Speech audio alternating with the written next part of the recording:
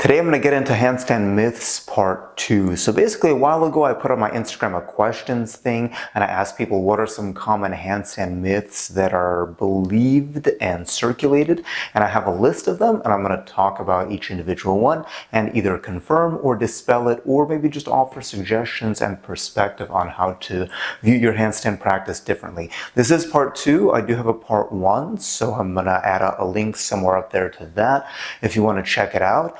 Other than that, I'm just going to get straight into the myths. So the first myth is a common one, and people get really riled up about the answer to this one. It's not the answer, of course, it's a perspective, but it's core strength, that it requires a lot of core strength to be able to do a handstand. First off, this idea of core strength, it's a very vague wording. How is it defined, right? One definition is maybe your abs are strong enough to take a punch. Another definition might be to be able to do leg lifts or a certain amount of sit-ups. So what does core strength even mean, right? That's number one.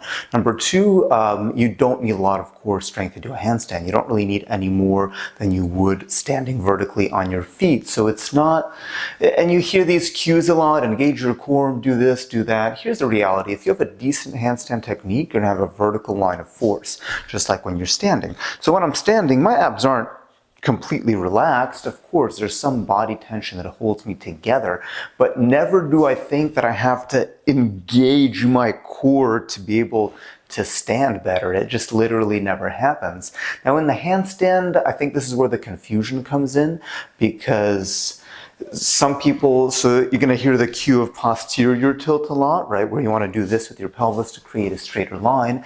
And some people confuse that with the tightening of the abs because there is kind of an overlap, but it's not the same thing. It's not the same thing at all. You have to have core control. You have to know where your body is in space without seeing it, but that's not the same thing as engaging and flexing muscles to hold yourself up. And of course, it's different in different disciplines. If you're just holding a static handstand, you don't have to have a lot of body tension. You don't have to have a strong core. If you're a gymnast and you're doing something like a back handspring or giant swings or any skills that pass through a handstand but have a greater force involved, then yes, there are moments where you will have to actively tighten your core and your whole body, but it's a completely different skill than just holding a handstand. So basic answer is you need body control, you need core control, but you don't need to have a lot of core strength to hold the handstand. You don't need, some people say you need a 60-second hollow hold, all of this. You don't really need any of that to hold a decent handstand. That doesn't mean you shouldn't work on it or you shouldn't do those drills. It's just this idea that handstand is a core exercise. I'm going to dispel it. Myth busted. Like when I do, and I'm not saying my technique is perfect or the best, but when I do just a basic handstand just to hold, I have no more tension in my midsection than I would if I was standing on my feet, and that's a fairly low amount of tension, though I am still keeping it controlled. So hopefully that dispels the core strength myth. All right, so the next myth is that the headstand and forearm stands are prerequisites for the handstand. I'm going to bust this myth, and again, it's perspective. It's not that they're not useful, because doing a headstand helps you understand your inversion. It gives you a wide base of support. It helps to build your confidence, but it's not a handstand progression because the arm support is different. You have a weight distribution between your head and your hands. You have a tripod. It doesn't teach you balance because a tripod can stand on its own, right? My camera's on a tripod right now. I don't have to balance it. But if it was on a monopod or a bipod, I couldn't balance it. I would have to have a hand on it to support it. So headstand and forearm stand is the same. Forearm stand, it's a little bit harder than a headstand because you have a smaller base of support. And I'm not saying that it's not useful, but it's not a direct progression. If I was teaching somebody handstands, I might include headstand or forearm stand here and there. But if I had to list a progression of what you need to get into a handstand, I just don't think those are helpful, because they don't, headstand and forearm stand don't teach you how to engage your shoulders to create a structure that holds yourself up. Only being on your hands and on your arms does that. And it doesn't teach you the balance and those intricacies and nuances of having so little contact with the floor and having a high center of gravity. So Headstand and forearm stand absolutely can be useful for a number of purposes, and I wouldn't discount them, but I don't think that they're direct progressions towards the handstand. And I mean, you see this a lot, not trying to talk shit, but you see this a lot in the yoga community where people practice a lot of headstand and forearm stand and kind of these lower center of gravity inversions and arm balances, but then you don't see that carry over to the handstand. So just a thought, and I try to teach this as much as I can, just this idea of simplicity. If you want to do something as soon as possible, try to do the thing that you're trying to do, or a safe variation of it. And if you're not ready yet to go inverted into a full handstand, you can do pike handstands, you can do a lot of things that still simulate the skill and gradually build inversion, but they build inversion with that arm support, because it's the combination of the inversion and the arm support that makes the handstand much more complex than something like a headstand. So, still useful. You should still be able to do headstands and forearm stands, but if your ultimate goal is a headstand, those shouldn't be the primary exercises that you're using. That next myth is that idea of pushing tall, that whenever you're in a handstand, in order to make it good, you have to be always maximally pushing through your shoulders. It is useful. I think you can do a handstand without pushing tall, but it's generally a really good cue because gravity, so when you're up here, gravity is making you want to do this. So you want to push against the gravity to have a buffer, to have a support, to have stability. So generally it is a good cue pushing tall. Now a lot of people are going to market it as this is the ultimate solution to your handstands. And I was in that frame of mind as well for a while, where I thought you just always have to push tall, and as long as you have that, everything else will magically be solved. Everyone's shoulders are different. It depends also on the angle of your shoulders. So if you have an open shoulder angle, you're going to benefit a lot more from pushing tall. But if maybe you're doing a handstand where your angle is here, you can play around with it. Again, different shoulders work differently. So sometimes I feel more stable if I'm still pushing but not all the way pushed out. And again, that depends on the skill, it depends on the circumstances. What is your goal, right? If you're here, you can do fine. You can do a lot of handstand variations here. You're using more strength than you need to. And it's not the most efficient or most aesthetic way to do it, but you still can. But then if you wanted to go to a one-arm handstand going from here to here, you have to be really strong. So what this does, what that push does, it's a good cue to have because you're probably going to lose it and not notice it. So it's good to always have that in mind. As a beginner, it's going to set up your shoulders for stability. And then once you've built that habit, you can play a little bit with different shoulder positions. So I don't think it's necessarily the universal solution to all handstands, but I think pushing tall is myth confirmed. It's a good thing to do, and if that's the only thing that you're doing in your handstand, you could do a lot worse. I think any cues, as we just talked about core, right? So I think any cues involving the shoulders are always going to be more useful than anything involving the core or midsection or legs.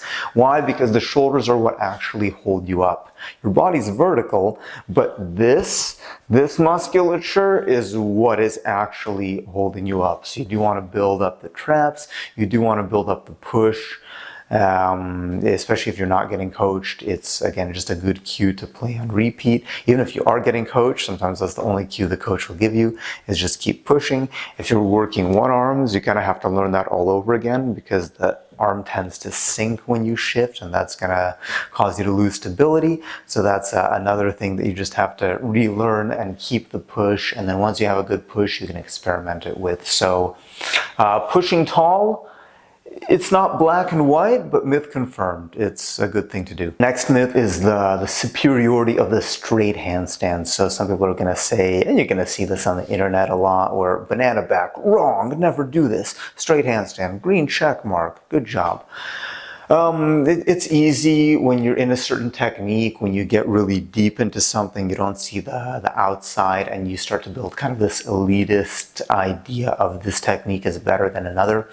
It all depends on the circumstances. The way I teach, I don't think that one technique is the ultimate. However, there are certain advantages of a straight handstand, right? Number one is you have the joints all stacked on top of each other, so it's more mechanically efficient. If you're learning things like the press, like the one arm, certain gymnastic skills, that shape, that long shape, actually helps a lot with better technique and mechanics of those skills. Mechanics, a lot of people, or not mechanics, sorry, aesthetics. So a lot of people prefer the aesthetics of a straight handstand. But it's not superior, it just depends on what you want to do. Like if you have a banana back handstand with closed shoulders, you can still learn press, you can still learn one arm, you can still learn all these different skills. You have to modify the technique. You can still learn a lot of gymnastic skills as well. Like I've mentioned this before, it wasn't until the late 60s and early 70s that the straight handstand, even in gymnastics and circus, became kind of the norm. So I don't view it as right or wrong, I don't view it as superior or inferior, but certain skills will benefit from having a better line. And then of course it's up to you on what kind of aesthetics you prefer, how you want your handstand to look. And again, that's not right or wrong, that's just personal preference. And there's nothing wrong with an arched banana back handstand. There's nothing wrong with a bent arm flange strength handstand if you're happy with it. It just depends on your goals and what you're trying to do. So myth, is it a myth? I don't know. No, the straight handstand isn't superior in a universal sense. A handstand is a handstand. However, depending on the skills that you're trying to learn, there may be certain advantages to learning a straight handstand. So for a lot of people in their practice, it is worth pursuing, but I still wouldn't say that it's necessarily superior unless you put a very specific thought process and constraint on it. The next myth is that you can't train handstand every day. And this is a big myth. Anyone who is at a very high level of hand balance probably had times where they did train every day. And again, at a very high level, you kind of have to. When I was really into handstands, and that was the priority of my practice, I was training generally 5-6 days a week for about 2-3 hours. Now obviously it took years to build up to being able to do that work capacity and volume, and of course technique is a big part of it as well. So it depends. It depends on the person, it depends on the goals. Someone who's a beginner and still building up their physical strength and needs to recover from the workouts, it might be worth taking days off in between. But it also depends on how you train. So when I'm training a skill like a handstand, most of the training I'm not going full out. I'm leaving something behind and I'm trying to do the skill in a way that it's not physically demanding. And I might do some conditioning and endurance at the end, but most of the practice isn't meant to be a workout. It's meant to be skill training. So it's meant to not make me tired, to not make me sore. That doesn't mean it won't, but the goal is, if you know you're training every day, you have to modify your training so that you're not completely worn out, so you still have some gas left in the tank, so that when you recover, you can do that same training again the next day. So it depends on the individual, it depends on your recovery, it depends on how you feel. Even if you're doing a handstand practice every day, there's a lot of things you can do that aren't necessarily handstand related, but you can still improve your handstand with, like flexibility work, for example, focus strength work. So there's a lot of gray area to that. It's a blanket statement. So you absolutely can train safely every day. You can do so without much risk of injury as long as you do it right, as long as you understand your body, you understand the recovery, and you understand how to modify the training so that you're not maxing out all the time, so that you're able to recover. And of course, as long as you give yourself proper time to work up to being able to train every day. But in terms of the skill portion of a handstand, I recommend training more often, because when you train more often, keep it sub-maximal, right? Keep it light. It doesn't have to be this crazy workout session. You can, and sometimes it's better to kind of quit before you get tired, to stop the practice before your form starts to go, because you're building better habits. But if you're training more often, you're going to build the reflexes and you're going to be able to calibrate the technique a lot easier for different days than if you only train once in a while. So again, it depends on if you're working physical capacity or technique, depends on your level, depends on how well you know your body. So myth is busted. You can train every day, but it's not a blanket universal statement. Not everyone should train every day, but everyone can work up to being able to train every day as long as they do it right. Next myth is that you can learn a handstand in 30 days or 6 weeks or any kind of set amount of time like so many internet marketers and influencers promise. So it's very tempting, of course. Oh wow, 30 days, this course must be good if people are learning it in that short of a time. There's a lot of variables. First of all, It's not that it's impossible to learn a handstand in 30 days. It's just not every beginner is equal. So are you starting from nothing, or are you starting from a place of already developed coordination, inversion awareness, strength, things like that? That's number one. Number two, it is a long-term skill. So realistically, if you can learn something in 30 days, you can probably forget it in 15 if you don't practice. It took me, now I didn't have any courses to follow, so it took me about 2 years, a bit under 2 years from starting as a complete beginner to get like a solid handstand balance of, let's say, 30 seconds.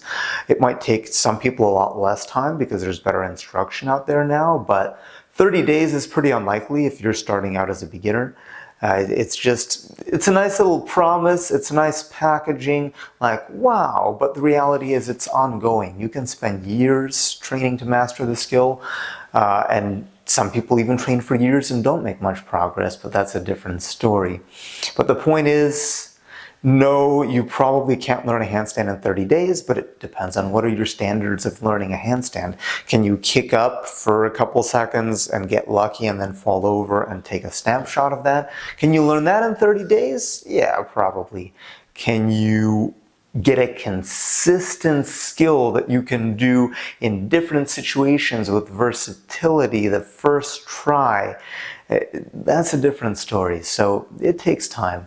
This is what I tell people, right? Anything that you can learn in a short time, you can forget in a short time. Anything that takes a long time to learn, you never forget. That's number one. Number two is what's your point of the practice? Are you doing it to learn the skill and to have it as a party trick, or to have this like paper you put on your wall? Look at how many things I've done. Or are you actually doing the practice as a way to learn something, as a way to better yourself, as a way to expose yourself to a different learning process so that you have to adapt to it and create these new pathways in your brain? And then when you do that, you have a perspective where you look at everything differently. That takes a long time. So what are you in it for, is the question. And there's no wrong answer to that. If you're in it just to take that nice little Instagram photo with a fast shutter, there's nothing wrong with that as long as you're honest with yourself. But don't be swayed by these short-term programs, right? This idea that in 30 days you can master the handstand. I'll teach you because I use this top secret proprietary formula of correct exercises. No, it's bullshit. The exercises are all the same. There's no secrets to it. It takes consistent work. Some people can learn it in a short time. Some people are going to learn it a lot faster than you. Some people take their time to learn things. But the reality is that when you actually take your time to learn something, you appreciate it a lot more and it stays with you. So those are my thoughts. I will never mark it like a 6-week or 30-day or any learn this in this amount of time, because anything that I can do, I'm still learning it. I still haven't learned it after many years. So that's my perspective on the 30 days to handstand. Next myth is the idea that a yoga practice will benefit your handstand practice.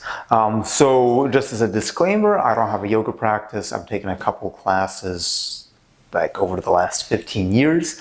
But here's what it comes down to, is that the handstand is its own practice. So a lot of yoga practitioners that I train with, they have their yoga sequences, their yoga flows that they do, and maybe within that they do a couple handstands, a couple inversions. And that's fine. Absolutely.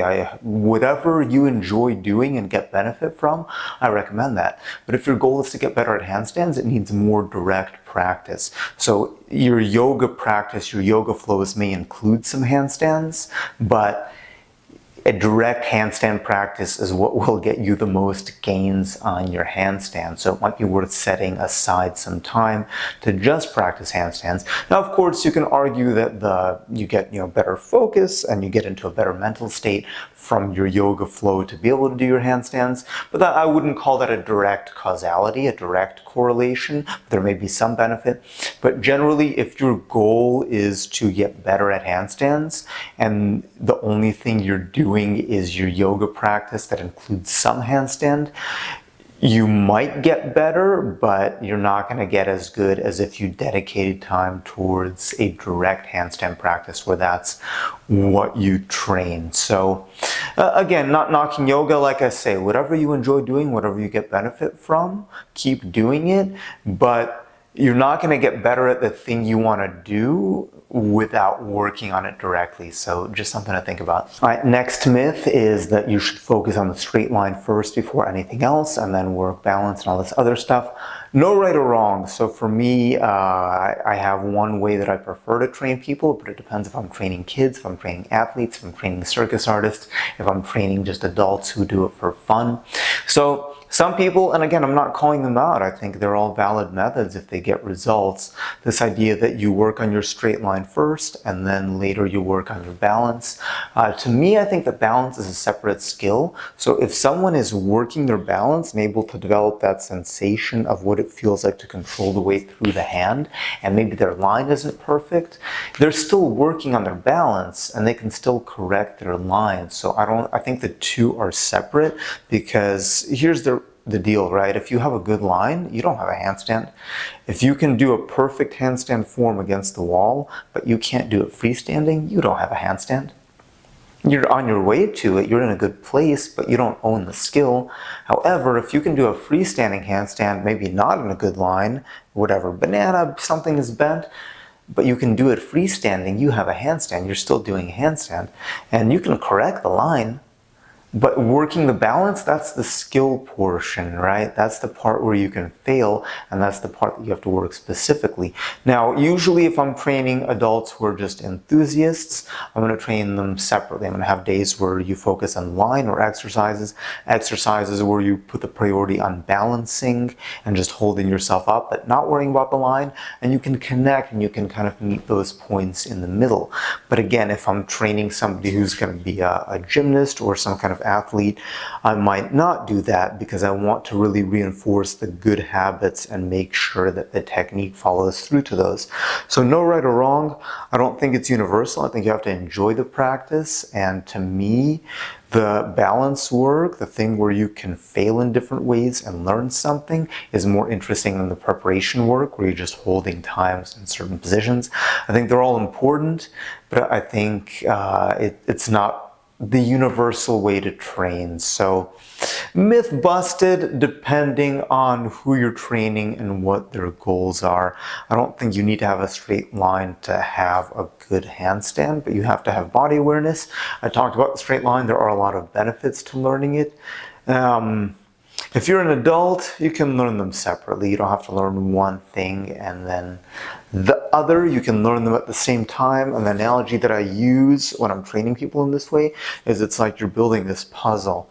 And you're not connecting all the pieces yet, but you're connecting a few puzzle pieces here and here. So you can't see the whole puzzle yet, but you're connecting things. And then eventually you build them up enough that they start to connect. And then you start to balance in a straighter line. And then you start to get your kick-ups better and this kind of thing. So that's generally how I think of it. And I can adapt that depending on who I'm training.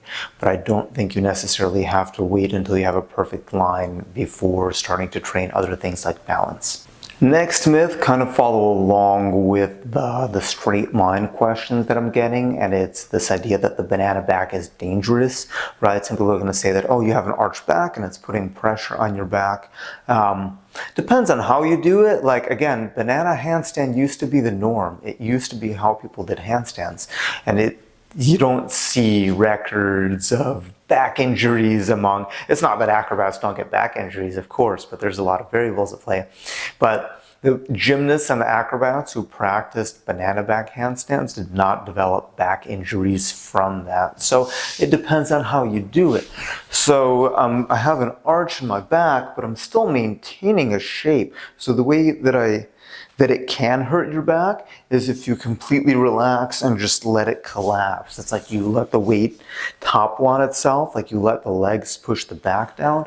Now that can potentially lead to pain or injury because you're not maintaining the shape, you're letting the shape collapse on itself. But as long as you still think about this upward line of force and you're not actively compressing the back, or by the banana handstand is completely safe. It's not going to cause back injuries, it's not going to cause you pain, but that of course depends on how you do it. So I think a lot of people associate this idea of an arched back with like a collapsed midsection, and it's not the case. You can be arched and engaged at the same time. You can be arched and still have that length. Just like, you know, this idea of a round back deadlift, people think that you have to be like this when you deadlift, but look at anyone who's lifting something really heavy, right? They're back rounds. When powerlifters are doing record PRs, or competition, when strongmen are lifting Atlas stones, they're back rounds, and it's not like they don't develop back injuries, but it's not, their intent isn't to collapse their back. Their back is round, but it's still engaged. So it comes down to this idea of right and wrong. It's like people think that straight back, neutral spine is correct, and anything outside of that is incorrect and dangerous. But anything can be dangerous. It just depends on how prepared you are for it and what your intent with it is. So without getting too far in a tangent, no, banana handstand is not dangerous. It's not going to hurt your back as long as you do it in the right way. And then last myth for today is this idea that you need a 90-degree active wrist extension, and this is a prerequisite for being able to do a handstand safely. So personally, I've never been able to do a full 90-degree active wrist extension, and I've never had any wrist issues doing handstands. I've had wrist injuries, but none of them came from handstands. They were all from various sorts of trauma. But the point is that it's unnecessary. You do need wrist flexibility, and you do need to have control of your wrist and forearm musculature within that wrist flexibility. So for example, in a handstand, you have the weight on your hands, your wrists are at 90 degrees. You don't need to be able to demonstrate that actively in order to do it safely, but you do need to be able to hold yourself at 90 degrees. Ideally, you have a bit more flexibility so that you can go past it if you need to. And then in order to balance a handstand within that 90-degree wrist flexibility, you still have to be able to create flexion extension. So in 90 degrees at the wrist, I still have to be able to push downwards and lift upwards, and that's basically how I balance. So that does take some control, but it's a very specific control. I'm not saying it's a bad thing to develop the 90-degree wrist extension. I think it's a good thing to work towards, but I don't like this mentality that it's a prerequisite and that you shouldn't try a handstand until you can do that, because if you want to do a handstand, do a handstand. Now, if you do have wrist issues, you should be stretching them. You should be doing protocols to strengthen and stretch the wrist. Practicing handstand will help with that adaptation process as well, because we talked about this idea, you do the skill directly and it gets you better at the skill. If you do years of wrist extension work before you even try a handstand, you never even got to do the thing that you wanted to do. Now, if you do have wrist issues, if you do have, you can't get to 90 degrees, or you experience some kind of pain or stiffness, there are options as well. You can do it on the parallettes because it gives you a more neutral grip. But I'm going too much on a tangent. But basically, you should still train your active wrist extension. There are a lot of benefits to it, but myth busted this idea that you can't do a handstand safely unless you have a 90-degree active wrist and finger extension. That's a myth. It's still a good thing to work towards, but you don't need it for a handstand or to be able to do a handstand safely. Okay, so that's it for handstand myths number 2. If you've watched all the way through, thank you. I hope you enjoyed the video. I hope you learned something. I hope you appreciate the content, and I hope that this is my main goal with a lot of these videos, is just to offer different perspectives so that you can look at something a little bit differently, and then when you do, you can step back and see how it connects to the bigger picture instead of getting into this narrow right and wrong view of things, because the world doesn't work like that. But anyway, yeah, I hope you enjoyed the video. I hope you enjoyed the busting or confirming of different handstand myths. Let me know what else you'd like to see on this channel. Please like, share, subscribe.